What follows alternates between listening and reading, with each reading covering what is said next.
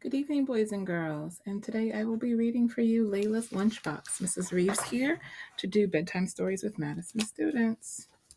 This is a Ramadan story. Ramadan actually starts tomorrow. I don't know if many of you celebrate, but I do have some students in my class who do. And this explains what it would be like to be like for a child during school during Ramadan. Lailah's Lunchbox, a Ramadan story written by Reem Farahi, illustrated by Leah Leon.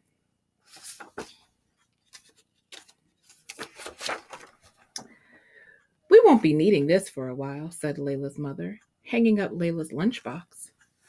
Imagine, I won't be eating lunch for a month, replied Lailah with a twirl. I won't have to pack lunch for a month, said her mother with a bigger twirl.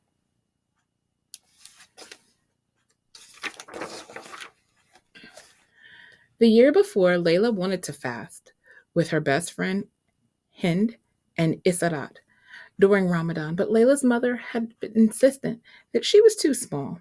Remembering that Lailah stopped twirling, she missed her friends.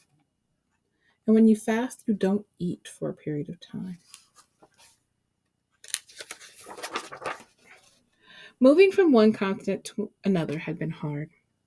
On the map in her atlas, North America was in the Middle East was just 10 inches apart, but in real life, she was so much further away. She wished she was only 10 inches away from Hind and Isarat. She knew the sign by the highway said, Peachtree City, you'll love to call it home, but she didn't agree with that sign. Abu Dhabi felt like it was still her home.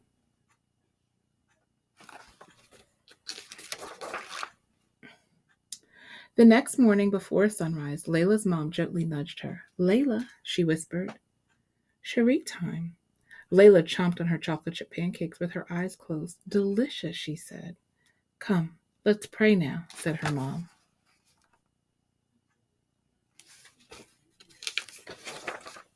After Sharik, Lailah snuggled back into her bed until her mom woke her up again, this time for school. And she left the house. Her mom handed her a note. Lailah, please give this to Miss Pennyworth. Without her lunchbox to carry, her fingers felt extra free and swingy. She felt so light, she skipped to school to the bus stop.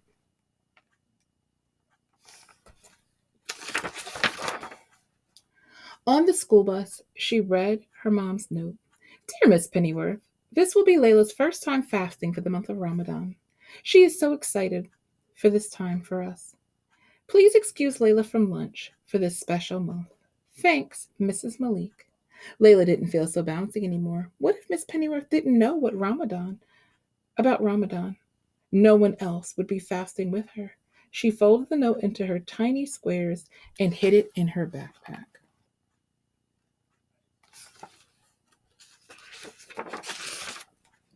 Lailah walked slowly to her class. Her throat felt dry all morning.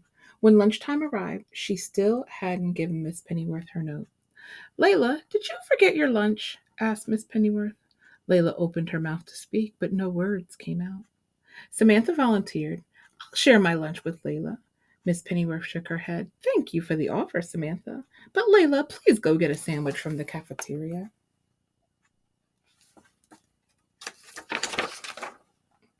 Lailah followed her classmates to the cafeteria. Lailah, do you want some of my cream roll? Asked Anna. Lailah thought of telling Anna that she was fasting, but she didn't think anyone at Sunnyvale Elementary knew about Ramadan. No thanks, she started to say. I didn't bring my... Are you sure? Asked Anna, unwrapping the cream rolls. Lailah watched the cream rolls get smaller and smaller. She didn't feel so sure. Cream rolls were her favorite. She looked away. Her nose still smelled food. Lailah wished she hadn't given Miss Pennyworth the note. Even Isaiah's bologna sandwich looked tasty, and Lailah didn't even like bologna. Her stomach rumbled. Suddenly, she had an idea. While everyone was busy eating, she sneaked out of the cafeteria. Her stomach stopped growling.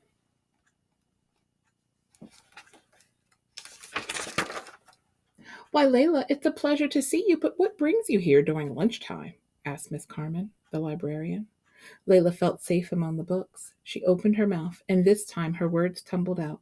Lailah told Miss Carmen that Miss Penworth and her classmates don't know that she was fasting. She told her how she missed Hind and Isarat. It felt good to tell someone all the words that had been inside her mind all morning, and especially to tell her about Ramadan. Miss Carmen understood. You must feel so special to fast this Ramadan, said the librarian with a smile.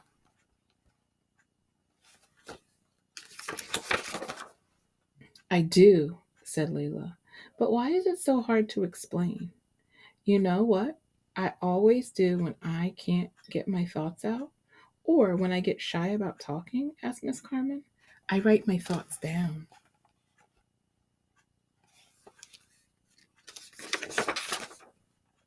Lailah got to work. She wrote neatly, adding extra loops to her capital L. She worked so hard that her cheeks turned pink. Dear Miss Penworth, I didn't forget my lunchbox today. It's Ramadan. My mom finally let me fast. This means I won't be eating lunch for a month. Sincerely, Lailah. P.S. I'm Muslim. P.P.S. My mom wrote you a note too. Here it is. P.P.P.S. Here's a poem I wrote about Ramadan. Ramadan is a month Muslims celebrate, a time to count our blessings and appreciate. Muslim fast before sunrise to sunset. But wait, that's not all just yet. Ramadan is a time for lots of prayer. We help the poor people to show we care. So in the day, I won't be eating any food, but hopefully I will stay in a good mood. Lailah hurried back to the cafeteria to join her class. Before school was out, she quietly dropped both notes onto Miss Penworth's desk.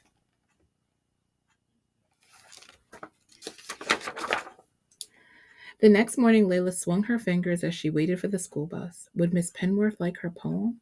Lailah hoped Miss Penworth wouldn't think she had forgotten her lunchbox again. She slowly climbed each step on the bus. In school, Miss Penworth didn't say anything, so Lailah wondered what had happened. At times like this, she wished she had Hind and Isarat were there with her. They would know what to say.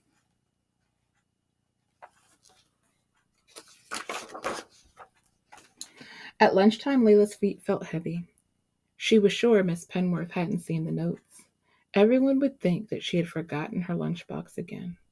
As she was leaving class, Miss Penworth patted Lailah on the back and handed her a message. Miss Penworth had made a capital L in Lailah's name extra loopy. Dear Lailah, I enjoyed your lovely poem about Ramadan. I'm impressed that you're fasting. What a special time for you and your family. You must be thrilled. Would you share your poem with the class today after lunch?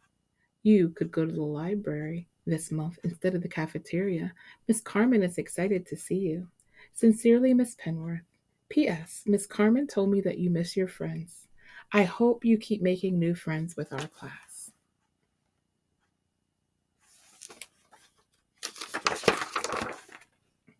Lailah twirled all the way to the library. She couldn't wait to share her Ramadan poem with her class. Later, at iftar, she would celebrate this day. And the kids in my class know I love author's notes. I love reading author's notes at the end of stories because it gives you some insight into why the author wrote the story. As a child, I remembered growing up in Abu Dhabi, wishing I could fast with my best friends, Hind and Asarat. But my mother thought I was too small to fast. When I finally was allowed to fast, I missed their company. Like Lailah, my family moved to Peachtree City, Georgia, all the way from Abu Dhabi, the capital of the United Arab Emirates. During Ramadan, I found it challenging to explain to my non-Muslim friends why I was not eating lunch with them. The library became a safe place away from all the fragrant smells. I spent many hours there enjoying books. I hope that we all have the courage, like Lailah, to explain and celebrate our beliefs. Contrary to what many think, Ramadan is not all about food. It's about growing up and finally being able to fast. It's about cherishing family with whom you sit down every evening at sunset to open your fast. It's about praying with the community and sharing with those in need. It's about inviting friends over for iftar and sending food to the neighbors. Lailah's poem is adapted from a note that we used to stick on food my mother would send to our neighbors during Ramadan. It's a special month to celebrate each year. I look forward to it, with or without cream rolls.